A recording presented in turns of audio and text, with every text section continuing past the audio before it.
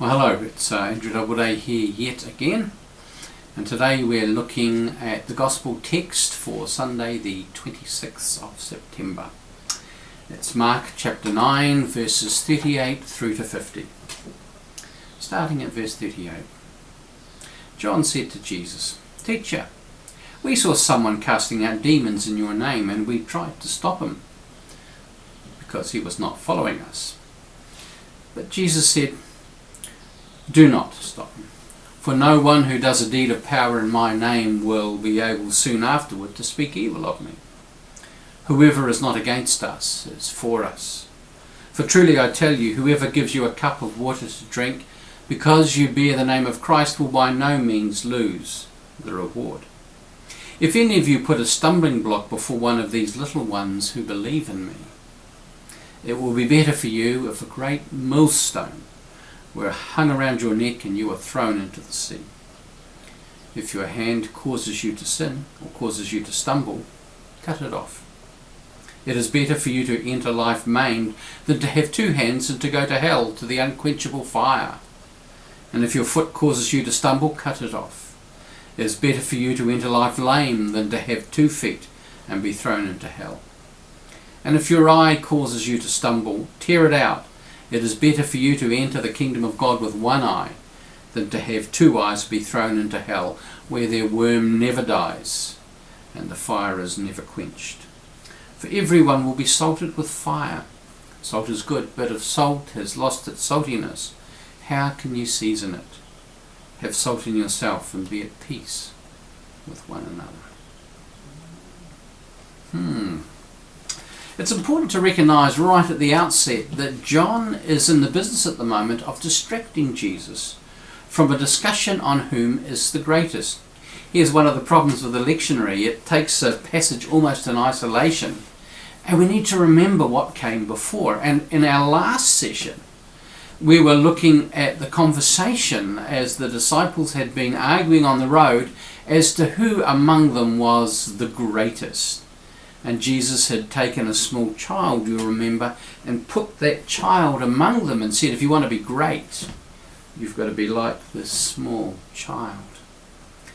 And so here is John raising a question, and it looks to me like he's trying to distract Jesus. After all, as we check in the other Gospels, we see that James and John were the central characters in that conversation about who was to be the greatest, who was to sit at Jesus' right and left. And maybe now John is embarrassed about where it has gone. Jesus, we remember, had the small child brought among them. The child, at this point, is still there. So John asks his question about someone not of their band casting out demons. And what does Jesus do? Well, he answers the question. Then he brings John and the other disciples back to the matter in hand. Who is the greatest, and more importantly, how is greatness defined? So Jesus launches into the issue of protecting the most vulnerable, the least powerful among us.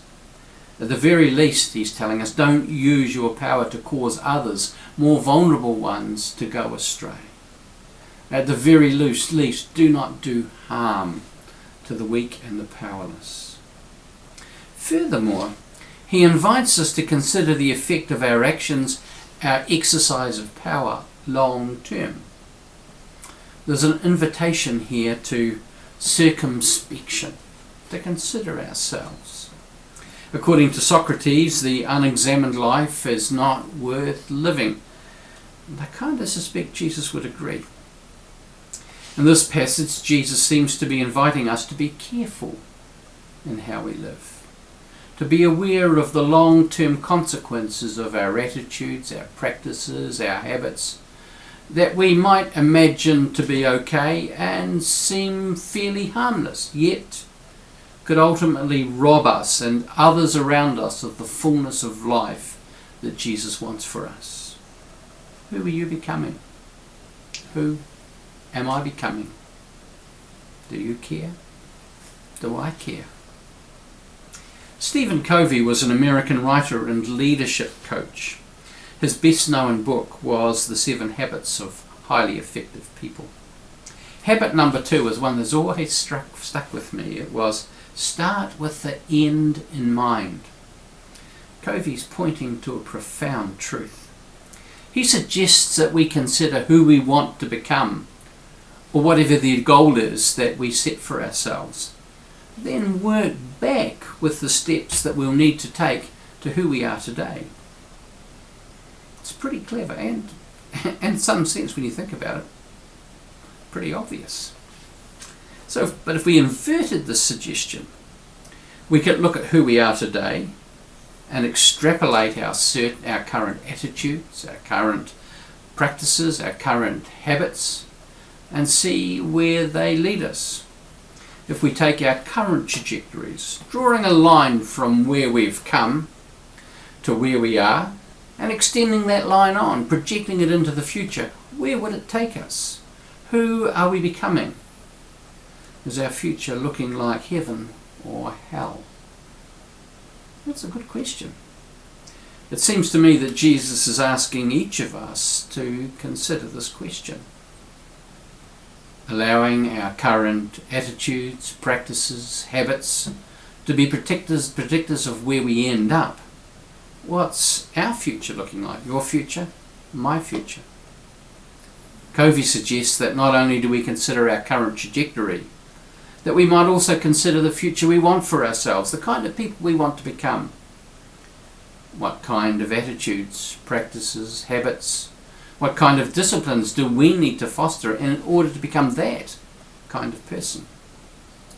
He suggests that we imagine that future, analyse the components that make it up, the character traits that we will require to be that kind of person, and trace back the steps of things that need to happen, changes that need to take place to our present to achieve the kind of future that we desire. One of the exercises he offers us is to imagine a funeral service, our own. What are the kind of things that we want said about us when our life has ended? It's a really sobering question. And what changes do we need to put in place now to secure that kind of ending? There's a wonderful story, it's a true story, of a businessman who wakes up one morning in a hotel in a foreign country. It's a long way away from home. He goes to the door, he opens the door, and he picks up the newspaper that's lying outside his room, and he takes it back in, lays it over the table and opens it up. And he sees an obituary, his own. Somehow mistakenly, it's been, because he's still alive, it's been printed on the newspaper, and this big headline that reads, "Dynamite King Dies." And he reads it with a sense of mounting horror. Is this how I'm going to be remembered? As this person who invented this instrument of carnage, of death? And it starts a profound change in him. We don't remember him any longer as being the one who invented dynamite. We remember him for something quite different. His name? Alfred Nobel, the founder of the Nobel Peace Prize. He's a man who saw the trajectory of his life and realized that this was a legacy he did not want to leave. So when Jesus talks about cutting off our hands or feet or gouging out our eyes, these are rhetorical ways of speaking, to be sure, but he's pointing us to recognizing that who we are, the current trajectory of our lives, is a fairly reliable predictor of who we will be in the future. I once asked a chaplain to an aged care facility her greatest learning about what happens to people as they age. Her response? We become more of what we are, usually worse. She was a chaplain of many years in a supposedly Christian rest home. It's a sobering indictment. Jesus' speech concludes with a reference to salt. Salt is a preservative and is used for cleansing, as is fire. Fire is used to refine, to remove, to burn off impurities so that what's left is pure. Verse 49, we read that last section, for everyone will be salted with fire. Salt is good, but if salt has lost its saltiness, how can you season it? Have salt in yourselves and be at peace with one another. This returns us to the issue of circumspection, of self-examination. Have salt in yourself, says Jesus, and be at peace with one another. Quite some years ago, I heard Tony Campolo being interviewed on 9 to Noon, which was on national radio, still is, by Linda Clark. Now that tells you that this goes back a few years. And Tony Campolo had been one of President Bill Clinton's spiritual advisors. And they were discussing Clinton's moral failings. And she highlighted the conservative church's attitude with the kind of saying, and she said, you evangelicals say, love the sinner and hate the sin. Actually, it's very relevant today as the church continues to delight in straightening out what it perceives as the moral weaknesses in others. Campolo, he just laughed. He said, that's not what Jesus says. Jesus says, love the sinner and hate your own sin. Wow, bang on. You remember? Before you remove the speck from someone else's eye, take the log out of your own. That's Jesus. Love the sinner and hate your own sin. Have salt in yourself and be at peace with one another. This is not about how other people behave, what other people do. It's about us. It's about me.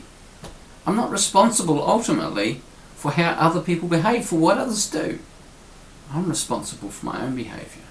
I'm responsible for what I do. I'm responsible for the attitudes that I carry within me. Jesus invites us to consider whom we want to become and start making the necessary course corrections today, now. God bless you.